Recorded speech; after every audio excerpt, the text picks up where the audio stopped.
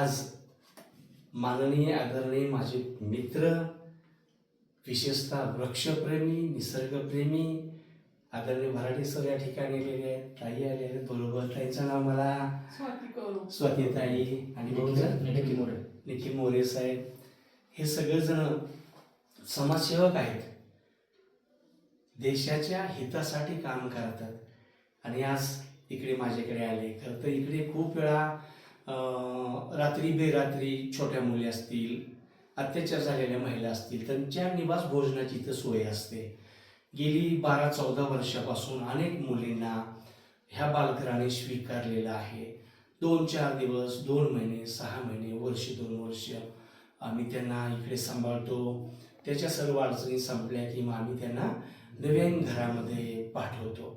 असं हे काम पोलीस स्टेशन आणि समाज विकास संस्था मिळून करत असतं.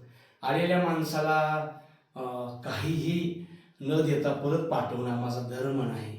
म्हणून मग मी कुठली ना कुठली पुस्तकं जी आम्ही स्वतः संपादित लिहिलेलं आहे ती पुस्तकं मी प्रदान करत असतो.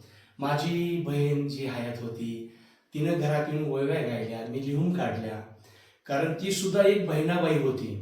दुसरीच्या अर्ध्या वर्षात शाळा सोडून दिली आणि ती जेव्हा मोठी झाली तेव्हा 2000 अभंग, गवळणी, हरिपाठ सगळं मुकत होतं आणि कैक ओव्या माझ्या बहिणीनं निर्माण केलेले आहे. त्याची पुस्तक आम्ही सरांना देणार आहे. आभाळ माया नावाचं पुस्तक आहे जे भूमिपुत्र वाघ्यांनी लिहिलेलं आहे. 2 माझ्या 3 भावंडांनी पुस्तक देतो, त्यांनी ते स्वीकारेल अशी त्यांना विनंती करतो.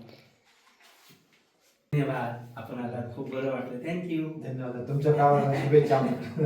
खूप चांगलं.